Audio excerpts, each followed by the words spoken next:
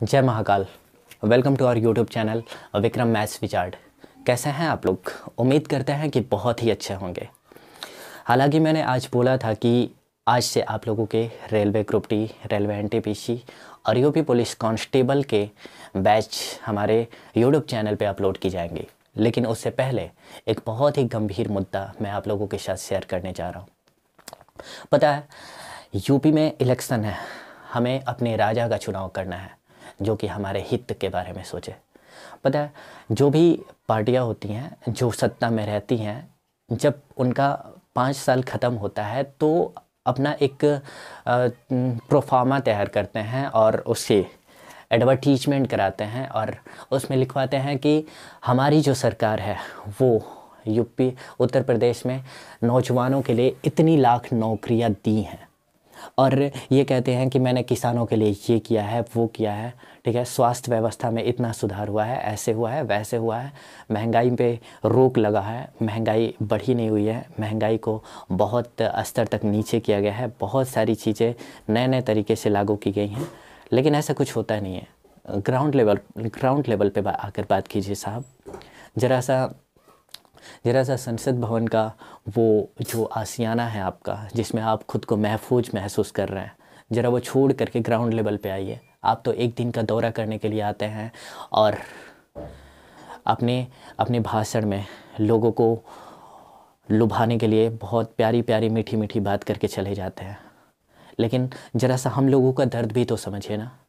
पता है, इस पूरे देश को चलाने के लिए सिर्फ 2 लोग जिम्मेदार हैं। 2 लोगों की वजह से ही ये पूरा देश चलता है। एक होता है किसान और दूसरा होता है नौजवान, ठीक है, जो चाहे फोर्स का जॉब कर रहा है या फिर आज युवा है जो रोज़गार की तलाश में है। इन 2 लोगों की बदौलत ही ये देश चलता है।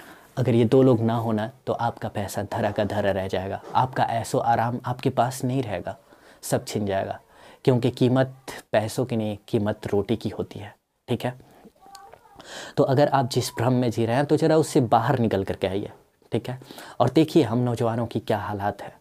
2019 से लेकर के 2022 तक, इसके बीच में एक भी ऐसा एग्ज़ाम नहीं है जो निष्पक्ष तरीके से कंडक्ट कराया गया हो। सारी भर्तियों में धांधली हो रही है। एक भर्ती पहले 1 साल में एक भर्ती ज़रूर ही क्लियर करा दी जाती थी, लेकिन अब 2017 से लेकर के 2022 तक के बीच में एक ऐसी भर्ती नहीं है जो 1 साल में कंडक्ट कराई हो। कंडक्ट कराने की बात तो छोड़ ही दीजिए, कंडक्ट तो हो ही नहीं रही हैं। अगर हो भी रही हैं तो 6-6 साल का समय लग रहा है। आपको मालूम है, स्पेशल मैं एक छोटा सा एग्जांपल रेलवे ग्रुप डी की मैं बात कर रहा हूँ। रेलवे ग्रुप डी की जो भर्ती है, इसका नोटिफिकेशन निकाला गया था 2019 जनवरी 2019 में, ठीक है। जनवरी, सोचिए जनवरी की बात कर रहा हूँ मैं, और वो भी 2019 की। मतलब पूरा 2019 बीत गया, पूरा 2020 बीत गया, पूरा 2021 बीत गया, 22 में हम लोग आ चुके हैं और अभी भी एग्ज़ाम का कोई आसार नहीं है कि एग्ज़ाम हमारा कब तक होगा, ठीक है। और आगे आप इस भर्ती को कब तक फाइनल करेंगे इसका भी कोई गारंटी नहीं है। आपने स्पष्ट तरीके से ये चीज़ कभी नहीं बोला है कि मैं जनवरी में या फिर जून में या फिर दिसंबर में मैं एग्जामिनेशन ले ही लूँगा। बताइए, जो बच्चा आज रेलवे ग्रुप डी की तैयारी कर रहा है, आज 4 साल से वो कैसे खुद के ऊपर कैसे वो खुद को कैसे संभाले हुए है, सोचिए। उसके हालात से ज़रा सा गुजरिए ना महाराज। अगर आप कभी पढ़ाई लिखाई किए होते ना तो आपको पता होता है। शायद एज्यूम करने की क्षमता आपके अंदर नहीं होगी, शायद आप पूर्वधारणा नहीं पढ़े होंगे रीजनिंग में, लेकिन ज़रा सा ना दूसरे की मानसिकता को भी समझनी चाहिए, ठीक है। हम दुनिया के किसी भी ऊंचाई पे पहुंच जाए, हमें ये समझना चाहिए कि ग्राउंड लेवल पे पहले मैं क्या था और उस समय मैं किन हालातों से गुजर रहा था। साहब, राजा बनाया गया है इसलिए नहीं कि आप ऐसो आराम करें, राजा इसलिए बनाया गया है कि आप प्रजा के हित के बारे में सोचें। पता है, आज 2 लोग सबसे ज़्यादा परेशान हैं, एक युवा और दूसरा किसान। इन 2 लोगों के बारे में ही मैं बात करने के लिए आया हूँ, ठीक है। ये 2 लोग अगर बिगड़ गए ना, बहुत बुरा असर पड़ेगा, ठीक है। बस आज शांत किस लिए रहता है कि हमारा देश सुरक्षित रहे। देश से बढ़ कर के कुछ नहीं होता है।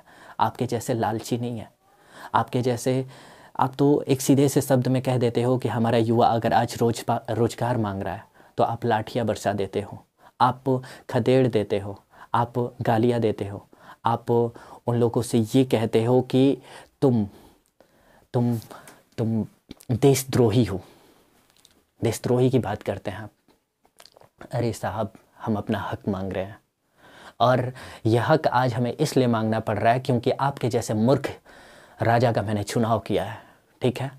तो आपको पता चलेगा, ठीक है, थोड़ा सा और सब्र कर लीजिए, 10 मार्च को सब पता चल जाएगा कि राजा बनना और राजा का दायित्व क्या होता है। ये सारी चीज़ें आपको पता चल जाएंगी। हालांकि मैं अपने देश के अंदर उत्तर प्रदेश में रहने वाले सभी जन लोगों से मैं ये कहना चाहता हूँ कि एक ऐसे राजा का चुनाव कीजिए जो कि हमारे हित के बारे में सोचे, ठीक है। आप जाति विशेष पे मत जाइए, हिंदू मुस्लिम वाले बात पे तो बिल्कुल भी मत जाइए, क्योंकि लोग हमें लड़ाना चाहते हैं, हमें बर्बाद करना चाहते हैं, ठीक है।